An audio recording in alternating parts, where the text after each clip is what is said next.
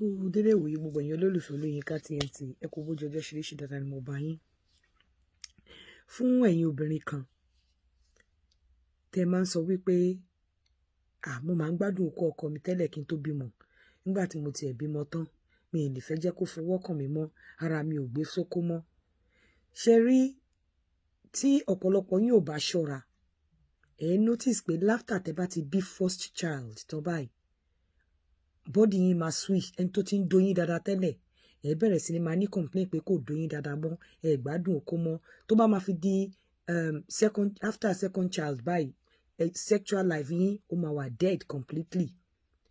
In tó máa ń ṣẹlẹ̀ ni wípé mo sọ fún yín pé gbogbo nǹkan tá à ń ṣe láyé brain ló ń control ẹ̀. Even wípé bá ṣe ń dóra wa inú ọpọlọ ló ti ń wá. Wàá dẹ̀ rí gẹ́gẹ́ bí obìnrin, ọ̀pọ̀lọpọ̀ yín gẹ́gẹ́ bí obìnrin tó bá ti jẹ́ wípé gbádùn okó ọkọ yín mọ́, ẹ wá bọ́ síta ẹ wá máa gbádùn okó àlè yẹn. Tẹ́ bá dé tọkọ bá fẹ́ fọwọ́ kàn yín nígbà ìmí àní ọkọ wọn ò mọ̀ ṣe, kìdẹ́ ń ṣe pé bóyá ọkọ yẹn ò mọ̀ ṣe bọ̀ nítorí wípé the moment tí obìnrin bá ti bímọ tóbìnrin ò bá ṣọ́ra, ọ̀pọ̀lọpọ̀ yín ò mọ̀ kíní bọ̀ mo fẹ́ sọ fún yín kẹ́ lè máa fight because kíní yẹn láti máa fight ó wà psychological. Then ọ̀pọ̀lọpọ̀ kò ń ṣe mímọ̀ ṣe yín pé láti fight ṣe mọ̀ pé for you to be able to fight your problem you must recognize that you have a problem. So mo fẹ́ kẹ́ mọ̀ pé problem ni kíní yẹn so that ẹ lè face problem yẹn, ẹ lè face fears yẹn, ẹ lè face ẹ lè fight kí dẹ̀ ni problem yẹn? Tí obìnrin bá ti bímọ ó máa shift, tí ò bá ṣọ́ra gbogbo attention gbogbo affection gbogbo love everything ó máa shift sọ́dọ̀ ọmọ ẹ̀, kò ní rí ọkọ ẹ̀ mọ́, ọmọ ẹ̀ ló dẹ̀ máa rí. The moment tó bá ti switch attention tó ti switch sọ́dọ̀ ọkọ ẹ̀ àti gbogbo affection everything tó ti wá focus lórí ọmọ ẹ̀ tó wá ń gbé ọmọ ẹ̀ first before ọkọ, wàá rí wípé switch ni nínú ọpọlọ ó ti press wípé ó ti shift kúrò lọ́dọ̀ ọkọ ó ti shift sọ́dọ̀ ọmọ. Kò wá sí nǹkan tí ọkùnrin tó ti ń dú ẹ dáadáa tẹ́lẹ̀ nítorí pé attention ni ò sí lọ́dọ̀ ẹ̀ mọ́, affection ni ò sí lọ́dọ̀ ẹ̀ mọ́, o ò pín 50-50 o ti focus lórí ọmọ. Wàá rí pé tó bá fọwọ́ kàn ẹ́ á bẹ̀rẹ̀ sí ni máa irritate ẹ̀, tó bá touch ẹ á bẹ̀rẹ̀ sí ni máa irritate, tó bá dú ẹ dáadáa gan wàá ní kò dú ẹ dáadáa mọ́ nítorí pé ìfẹ́ yẹn o ti kó gbogbo ìfẹ́ yẹn kúrò lọ́dọ̀ bàbá o ti kó sírú ọmọ. O ò try láti balance o ò try láti share o ò try láti wò pé ẹnìkan ni mò ń fẹ́ kọ́mọ tó dé. The moment tí ọmọ bá ti dé a máa ń wà carried away, a máa gbé gbogbo attention yẹn a máa kúrò. Ìmí gan tí ò bá ṣọ́ra á wá máa fi wọn ọkọ yẹn, a máa ṣú ọkọ yẹn pé nǹkan tí mo fẹ́ gbà lọ́wọ́ ẹ̀ mo ti gbà lọ́wọ́ ẹ̀. Ọkọ yẹn á dẹ̀ máa rí nínú ẹ̀ tó fi máa ń dàbí ni pé ọ̀pọ̀lọpọ̀ bàbá gan máa ń jealous ọmọ, ọ̀pọ̀lọpọ̀ bàbá gan máa ń fà kí bàbá mi kó ní funny feeling nípa ọmọ ẹ̀. So nítorí gbogbo kinní yẹn a máa shift sórí ọmọ, a dẹ̀ máa fi ṣe àṣewọ̀n títí dé wípé kò ń ṣe pé bóyá mọ̀ọ́mọ̀ ṣe kó affect sexual life wa or sex life wa but nítorí pé switch tó wà nínú ọpọlọ yẹn a ti fún ní message wípé attention yìí ti wà shifted from the husband to the child or to the children. Body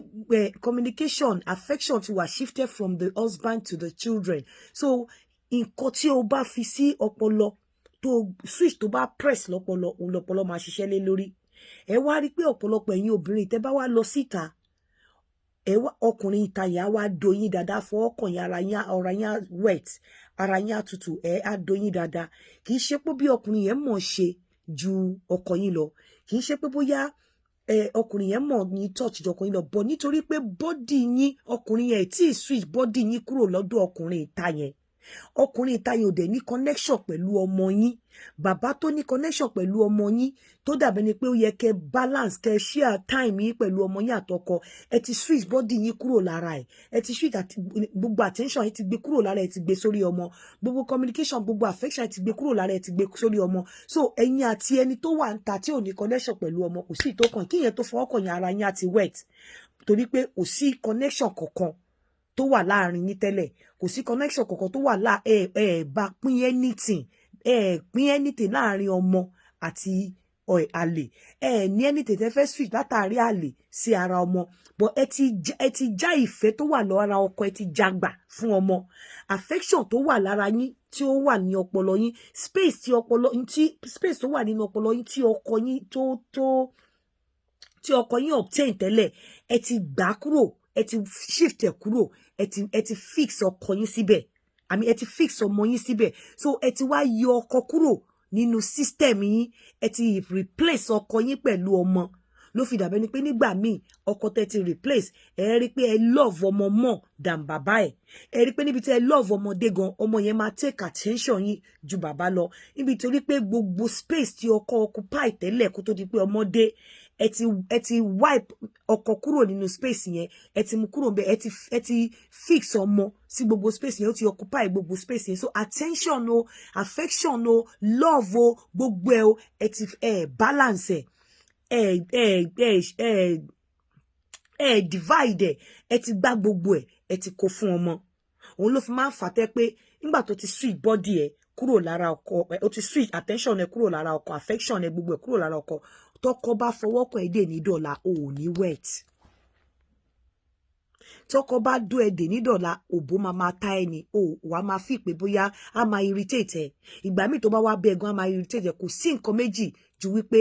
gbogbo affection yẹn ẹ ti kó sórí ọmọ attention yẹn ẹ ti kó sórí ọmọ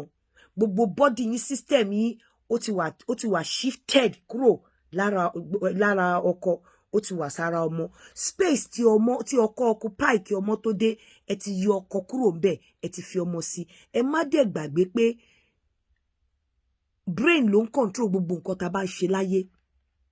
ẹ̀yin ò ní mọ̀ subconsciously ẹ máa replace ẹ nínú pé kí ọmọ máa ké kẹ fẹ́ fún bàbá lóúnjẹ kẹ gbé ọmọ kẹ pàṣẹ fún nígbà tí ọmọ máa fi dákẹ́ ẹ ní rántí oúnjẹ bàbá mọ́ nínú time tí ọmọ bá fẹ́ tí bàbá bá fẹ́ doyin ẹ ní pẹ́pẹ́sẹ̀ kan ìgbà yẹn ni ọmọ fẹ́ jẹun ọmọ mira àbí ókè ẹ sáré fẹ́ lọ attend sí ẹ ti ń relegate status bàbá to the background díẹ̀díẹ̀ ìgbà tẹ́ bá máa fi drop ẹ finally á di wípé tó bá fọwọ́ kàn yín èyí kó tó fọwọ́ kàn yín tẹ́ tí ń wet tẹ́lẹ̀ ọwọ́ àwa máa ha yín lára àwa máa ní yín lára ẹ wá rí pé tẹ́ bá lọ bá àlè lè má tiẹ̀ fún yín ní nǹkan kan bọ̀ tó bá fọwọ́ kàn yín báyìí ara yín máa wet because ẹ ní connection kankan kò sí nǹkan tó connect ọmọ yín pẹ̀lú àlè ẹ dẹ̀ ní connection kankan ẹ ní bound kankan ẹ ní bond ẹ ní bond kankan pẹ̀lú àlè so ẹ ti wo àlè wípé òun ó wà separated from your family so ó máa yá yín lára ara yín máa tètè react sí ẹ má gbàgbé pé brain ló ń control brain ti rí àlè pé kò ṣe ọwọ́ àlè lẹ ti gba attention brain àwa máa struggle pé ẹ láti fún àlè ní attention the same attention tó yẹ kẹ́ fún ọkọ tí ẹ ò fún tẹ́ shift ẹ sórí ọmọ àlè brain àwa máa tún wá máa fight ẹ láti fún àlè nítorí pé ká lè doyin kí ẹ lè dàmíra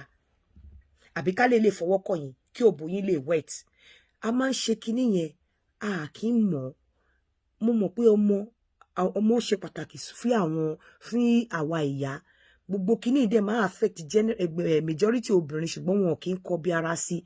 òun ló fi dàbẹ́ ni pé a máa ní àkùdé ń ṣe bẹ́ẹ̀ tẹ́lẹ̀ mo dẹ̀ ń gbádùn ẹ̀ ńgbà tó ń dómi ò tí kí n tó bímọ kí ni mo bímọ tán kò sí nǹkan méjì ju wípé bó ṣe bímọ tán báyìí o ò ní control over bí ọpọlọ ẹ ṣe ń ṣiṣẹ́ o ò farabalẹ̀ kó fight kinní yẹn o ò farabalẹ̀ kó take charge of your brain kó take charge of your thoughts kó take charge of everything that has to do with you because ọmọ ti dé o ti replace ọmọ o ti replace o fi ọmọ sí o ti replace ọkọ pẹ̀lú ọmọ o ti gbogbo nǹkan tó ń ṣe fọ́kọ tẹ́lẹ̀ o ti wipe ẹ̀ o ti fi ọmọ fix brain ẹ so nǹkan tí brain ẹ máa rí láti fún nífẹ̀ẹ́ tó máa control òun ló máa control ọkàn ẹ ìfẹ́ ẹ sí ọmọ ẹ bó ti ṣe pa ọkọ tì nínú àwọn little things bóyá time tó ń ṣe nǹkan fún tẹ́lẹ̀ tó pátì nítorí ọmọ time tó yẹ kó dé tó pátì nítorí ọmọ bẹ́ẹ̀ náà ni brain ẹ máa wà twisted to that direction bẹ́ẹ̀ náà ni brain ẹ ṣe máa take over ó máa take over gbogbo activities tó ń ṣe fún ọmọ yẹn òun ló máa wà filled up sínú brain ẹ ọkọ máa kúrò ńbẹ̀ òun ni ẹlòmíì máa fi ń struggle ló fi máa ń sọ wípé ọkọ òun fọwọ́ kàn òun ò wet òun fọwọ́ kàn òun ò gbádùn ẹ̀ kò sí nǹkan méjì ẹ ti shift attention yín láti ara ọkọ ẹ ti ṣí gbogbo 100% attention 100% love 100% affection ẹ ti gbé fún ọmọ. So àwa di wípé ẹ kọ́ máa wo ìgbà míì gan ọkọ yẹn wàá máa rùn sí ẹ. Ìjẹ́ ti bíra yín pé ẹni tí ọmọ jáde lára ẹ̀ sí mi tí ọmọ jáde lára ẹ̀ sí mi kí ló dé tó rùn sí mi. Kò sí nǹkan méjì, ẹ ti allow ọmọ to take 100% of your attention. Ẹ ti allow ọmọ to take 100% of your affection. Ẹ ti allow ọmọ to take 100% of your time. Ẹ ti gbé ọmọ sí orí ọkọ. So tí igi bá dẹ̀ rí lugi, èyí tó bá wà lórí ẹ̀ la máa kọ́kọ́ ń gbé. So you give the child more of your attention than your husband. Mi ní kẹ́ má ṣe, but you have to fight it. You have to be able to balance it. You have to share that time. And ṣorí space tí ọkọ tó take nínú ọpọlọ ẹ̀, má yọ ọkọ kúrò ńbẹ̀. Ọpọlọ tóbi dáadáa, jẹ́ kí ọmọ náà kó ní space tiẹ̀, kí space tiẹ̀ dẹ̀ wà fún ọmọ. Má kó ọkọ kó ọkọ pátápátá kó kúrò nínú ọpọlọ ẹ̀. Tó bá ti lè kó kúrò lọ́pọlọ ẹ̀, tó pé ọmọ ló fill up gbogbo èrò ọmọ ló wà lágbárí ẹ̀, ó máa shift attention, ó máa shift affection, ó máa shift gbogbo ẹ̀ ni. Irú yín lẹ máa ní àlè dómi dáadáa, àlè mo lọ bá lè fa, because àlè ò ní connection pẹ̀lú ọmọ. Àlè is not dragging anything with ọmọ. Àlè is not sharing anything with ọmọ. Time tó bá ní ló máa rí àlè. Time tó bá wù ẹ́ ló máa lọ rálè, bọ́ ọkọ òun rí 24/7, ó dẹ̀ ń rí ọmọ. So o máa fẹ́ já ọmọ yẹn gbà, wàá fẹ́ replace ọmọ. Ó ṣòro láti ṣe nǹkan tí mò ń sọ ìbẹ̀yìn nǹkan tó ń fà tí ọ̀pọ̀lọpọ̀ yín tẹ̀ fi máa ń di wípé ọkọ ẹ̀ kì í gbádùn ẹ̀ mọ́ after tó bá ti bímọ, tó jẹ́ wípé ńgbà míì gan ọkọ ń ṣe dáadáa but psychologically wàá máa rò bóyá kò ṣe dáadáa. Ọkọ nǹkan kò sí nǹkan tó yàtọ̀ nínú bọ́kọ ṣe ń dú ẹ kó tó bímọ, but wàá máa sọ wípé kò mọ̀ ẹ́ dó mọ́ because you are the problem. Ìwọ obìnrin gangan ni problem. Kí dẹ̀ ni problem? O ti shift gbogbo attention 100% kúrò lọ́dọ̀ ọkọ. O ti wà carried away torí pé o ti bímọ, o ti gbé sórí ọmọ. Ẹ lọ ṣàtúnṣe. Ẹ kọ́kọ́ lè recognize wàhálà yẹn ipò wà nínú ayé àwa obìnrin, then you should plan and think of how to fight it. Èyí ni mo mú wá fún yín láàárọ̀ yìí. shabarikolo.com. Ẹ lọ register ńbẹ̀. Ẹ káàárọ̀.